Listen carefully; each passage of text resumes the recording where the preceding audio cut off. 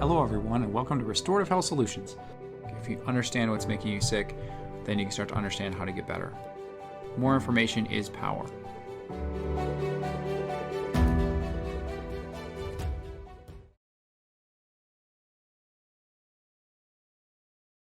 Another question I get is that people who have acute Lyme disease, how often does it go into chronic?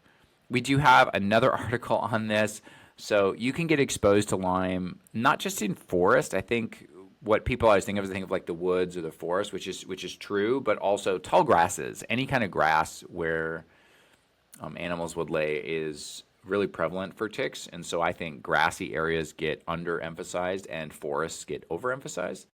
And this is important anytime you're in a prairie or grassy area, even on the path. I mean, I go mountain biking and I stay on the path, and still you can get them. These things have, heat-seeking infrared vision. They will launch themselves out on the path when they see something coming. So they're kind of amazing in the way they find targets to go. But even if you're on the path in the woods, or even if you're in not the forest, but you're in tall grasses, ticks can certainly be there.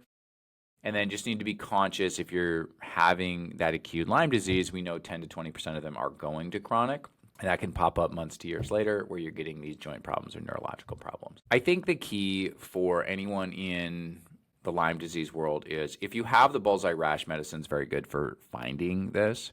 If you display with other strange symptoms, it typically takes medicine a long time. So if you are starting to ping pong through the medical system and you're starting to see different doctors, and the most common doctors that my Lyme people see as a rheumatologist, because it looks like an inflammatory joint problem, but it doesn't come up right, or a neurologist, because it looks like some weird neurological disease, it doesn't come up right. Those are the two most common doctors. You can also see cardiologists, eye doctors, PTs. I mean, the list can get pretty long, but the two most common doctors that people will see is definitely the rheumatologist and the neurologist. So if you go to one of those places and they can't really find what's wrong with you, really the thought that this could be Lyme, this could be post-treatment Lyme disease or chronic Lyme disease, really starts to go way up in our likelihood. That's what most of my patients wish, is they just would have been able to find it sooner.